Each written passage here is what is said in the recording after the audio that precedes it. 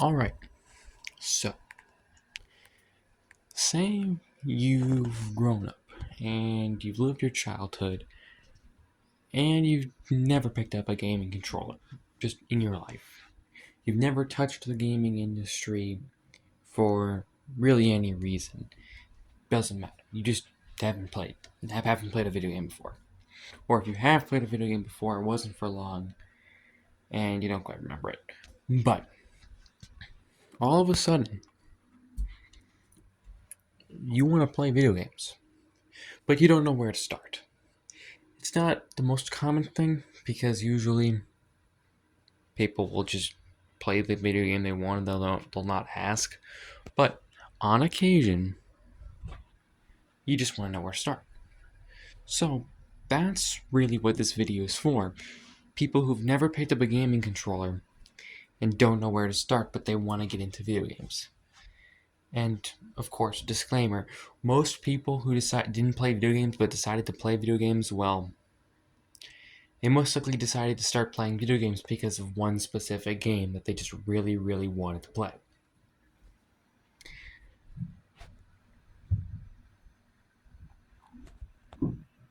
I mean, that's cool. And yeah, sorry for the quality or audio or whatever. I mean, I'm filming this on my phone because I don't really care. So, now the first question that's going to come in when you're picking out a video game is actually not the video game itself, because video games are expensive. They're a media unlike any other, so it's not the easiest to just decide, oh, I'm going to play a video game, because it's not like a book where you can just buy a book and then that's that. You have it. You have to have the device to run it, usually a controller, which can come separately. You don't know. Or, you can get a handheld. Handhelds are great. I love them. But in truth, if you really want access to the entire gaming library of great games, modern games, if you wanted that, that's simple. You'd most likely just need to get a PC because most modern games are on PC and most Sony games get ported. And then you'd most likely get a Nintendo console, like the modern Nintendo console, Switch 2, PC.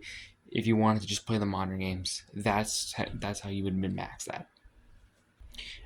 As for a controller, you could get a console and the controller just comes with it, or with a PC, you'll just have to buy it separately.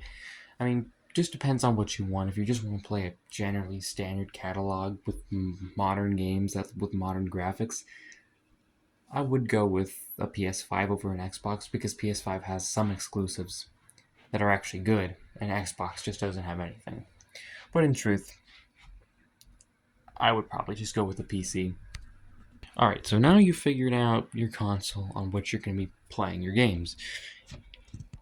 And now you're starting to think, well, where are the games? What am I going to be playing?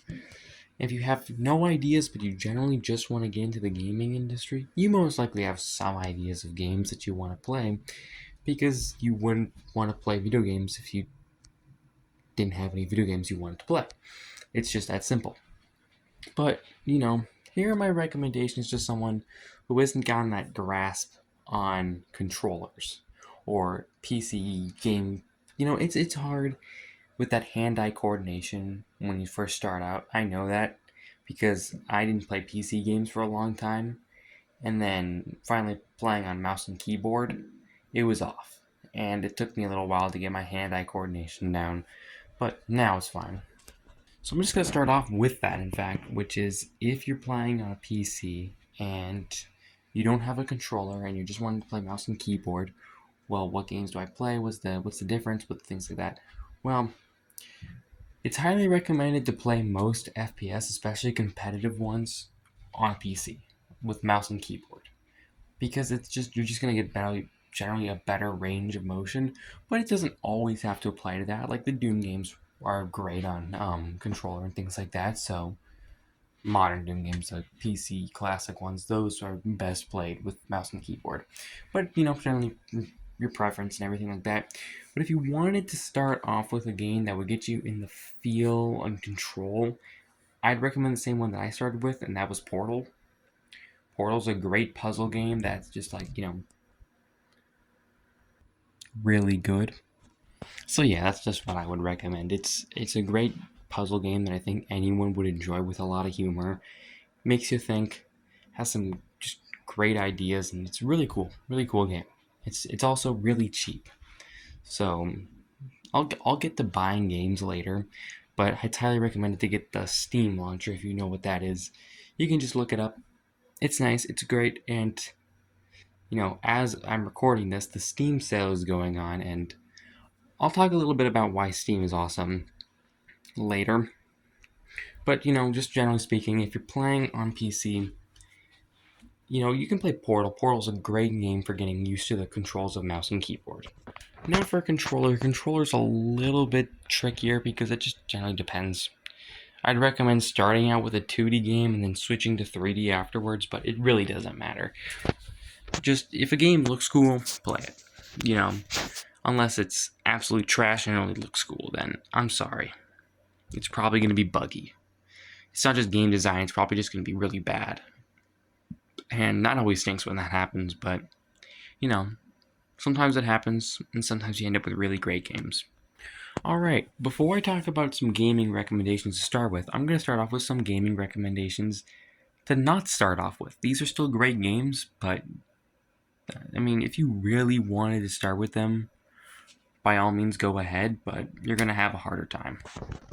Any competitive shooter game, like online and anything like that, that's going to be pretty rough if you're only just starting, and your teammates most likely aren't going to like you, but,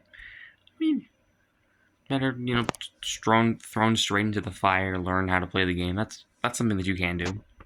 The Souls games. Now, I love Souls games. I've said it before that they're not as hard as people say. It's only the first beginning hours that are really hard, but if you have not touched a controller or played very few games, don't play Souls games unless you really, really want to. They're just going to be a really miserable experience, most likely. So, unless you really, really want to, don't play them yet. You'll get to them. Monster Hunter games. A lot of players who have been playing video games for years still can't get into Monster Hunter because of its complexity and things like that. But once you get into it, it's super addicting, and it's one of the most fun games I've played. Highly recommend. After a little bit more experiences, it's a lot to digest and it's a lot to take down, and it's a very complex game. At least the setup and the release is really quick and easy and just hunting a monster. But again, it can be relatively challenging. I don't think it's super challenging, but it's I wouldn't recommend it as your first game. All right. Here are some gaming recommendations that are highly recommended if you're playing. Portal was already a great one, but here are some other ones that are just, if you're playing games for the first time, like really good. Stardew Valley is, I'm going to put a lot of casual games on here because they're fun and they're relaxing and they're not stressful, and it's a great way to get used to controlling a video game. And I think Stardew Valley is not the easiest game to first learn to control, but once you do, it's really relaxing, and it's just, there's no stress playing the game. It's farming, and you can date people, and you can have relationships, and you just help out and go through town. You can customize your house and your farm and everything like that. It's really good. It's a great game. Animal Crossing, another casual game that's extraordinarily good. Animal Crossing New Leaf is one of my favorites. Most people that play Animal Crossing started off with New Horizons, so New Horizons is also an excellent game. But just Animal Crossing is a series I highly recommend if you haven't played many video games or haven't played any video games and you're looking for a more casual, relaxing game to get into. Pokemon is an excellent,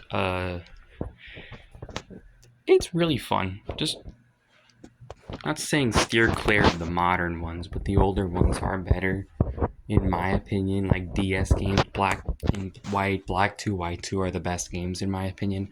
But really, any Pokemon game is going to be really fun. It's just, it's not that hard usually, and any difficulty is going to come through strategy, which is really what you're going to look for a lot, is casual games and RPGs.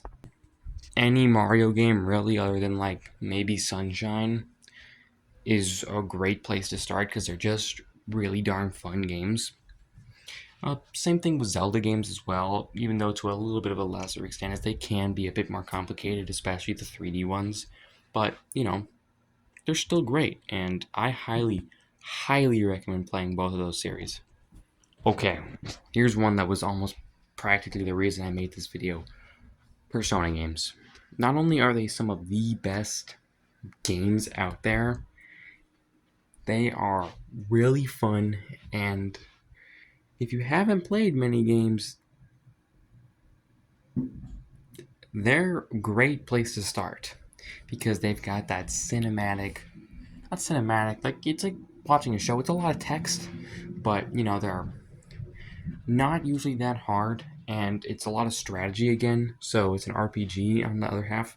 On one half of the gameplay, you're going through like an RPG and you've got teammates and things like that.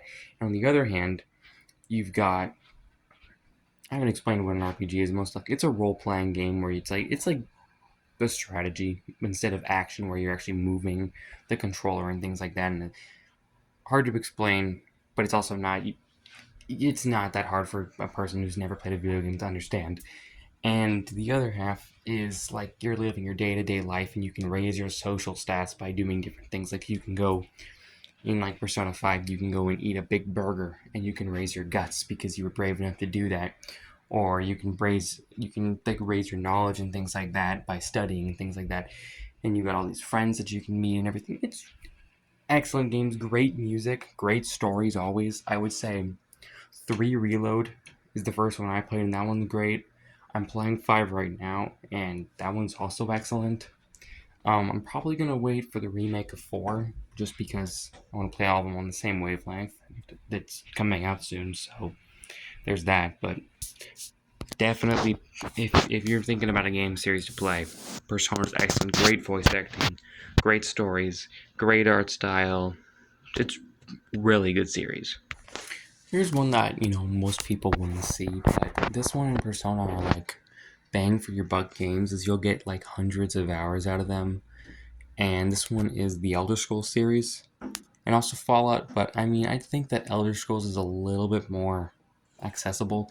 Just you're exploring a big open world, and it's just really fun to explore.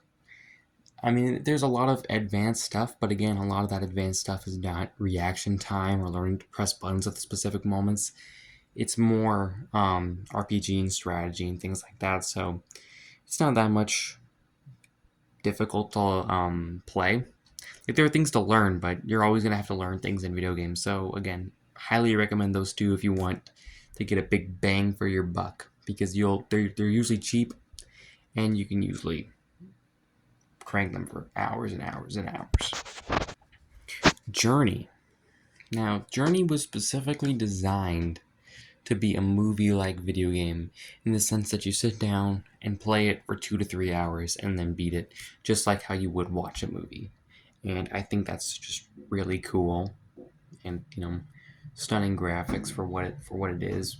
Excellent game, not too complicated or anything like that. So definitely check that one out.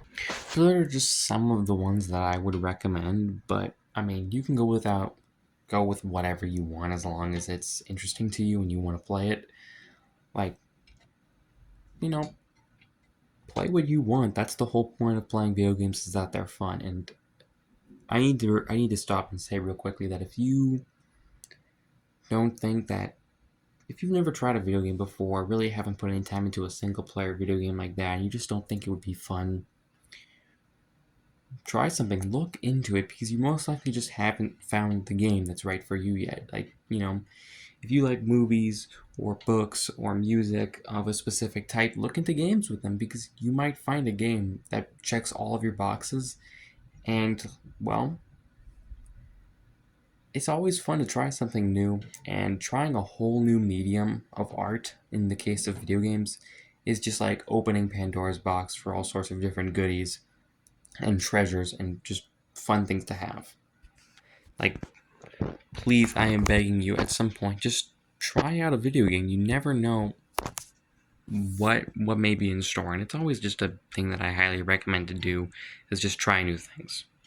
And finally, I want to talk about, if you are struggling with money, here are some options for you. The first one I would say is definitely retro games, as you can buy them used. You can play older games, which are probably a little bit simpler.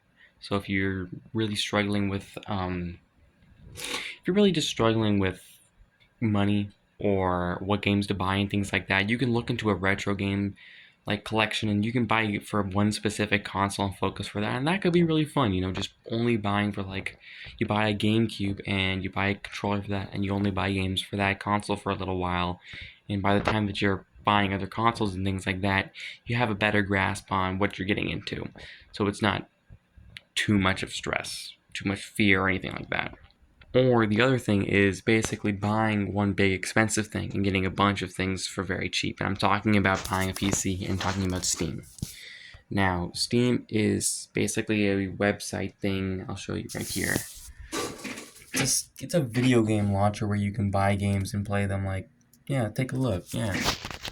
And, you'll buy a PC, which can be expensive or relatively inexpensive compared depending on what you buy and how lucky you are with sales and things like that. But, after doing that, you wait for Steam sales, which are the most fun part. These are when games that were like $30, $40, $50, $60, $70 go on sale for much less. Like, you'll be dealing with $60 games going on sale for $15 to $20, $70 games, they'll go on sale for $55 to $45 if they're like brand new. Or you have all those indie games that will go on sale for like $2, or plenty of those old games that are not that old actually, but have already stood the test of time as classics, and they'll just be going on sale for 99 cents sometimes. Like, I got The Witcher 3 for like 99 cents. I paid like $3 for Oblivion, the original one, but you can get some really good deals and buy tons of games and make a massive library for very few bucks, and you can get tons of great games just like that. So definitely something to look into. Alright, so that's going to finish it up for this video. I just wanted to give you, yes, you right there, you, a little bit of just a sneak preview into what you can look forward to if you want to try out playing video games, because they're fun. That's the best part about playing video games, is the fact that they're fun. And I mean, look, I've got like 80 or something on Steam, and I've only had it for a year, played so many games, and they're just, as I've said before many times, they're just fun to play, and I highly recommend playing them. You never know what you may get out of one. You might get some life-changing experience out of them. Who knows, maybe you could just have fun, but there's always a game that someone's going to enjoy out there, so go out there and find it. You never know what you might experience. Thank you for watching this video and listening to me blabble on for on and on and on.